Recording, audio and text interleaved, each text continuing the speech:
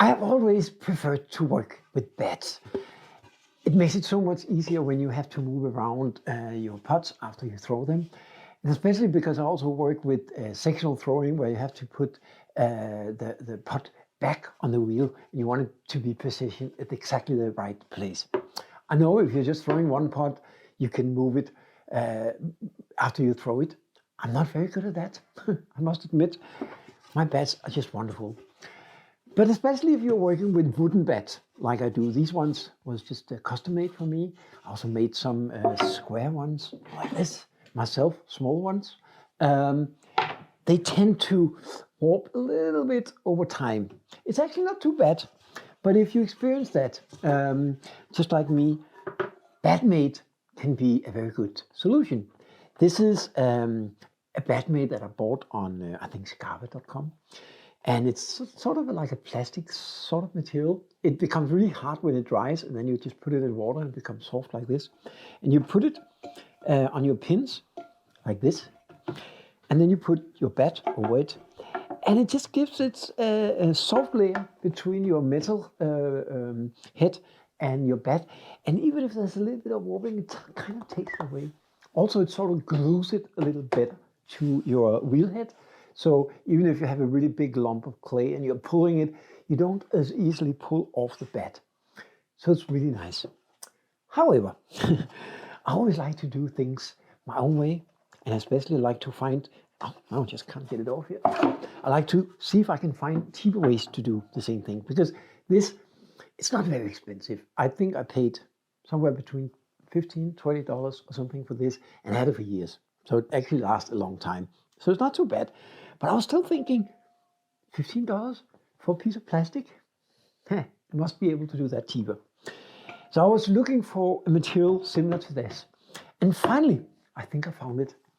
This is something that I picked up in a car shop. Of course, the label is in Danish and Swedish or something.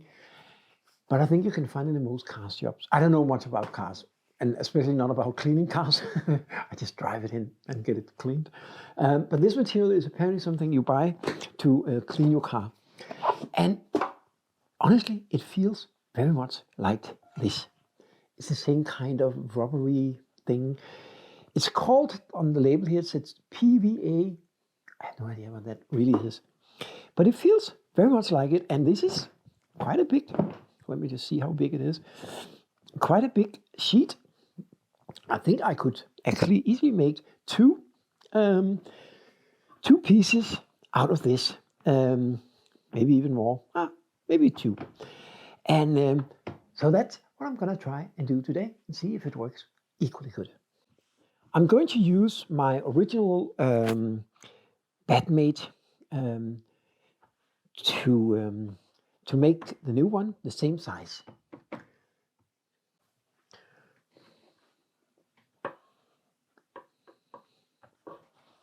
So I'm basically just going to put the original one on top. I'm just going to draw all the way around it.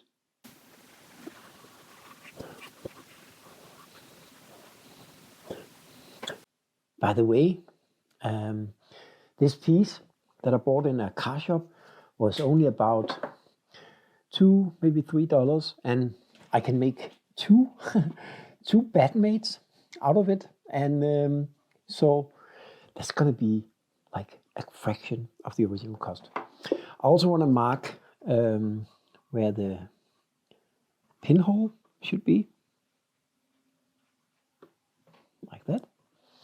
So now we're ready to cut it.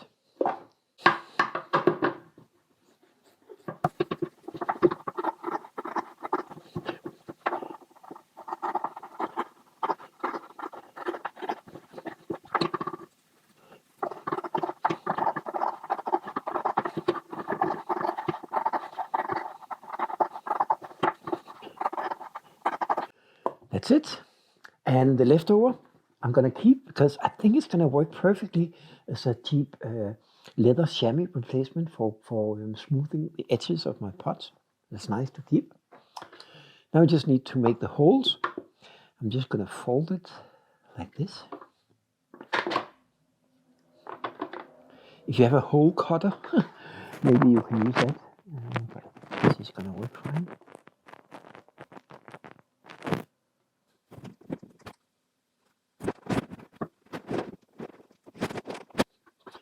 Good.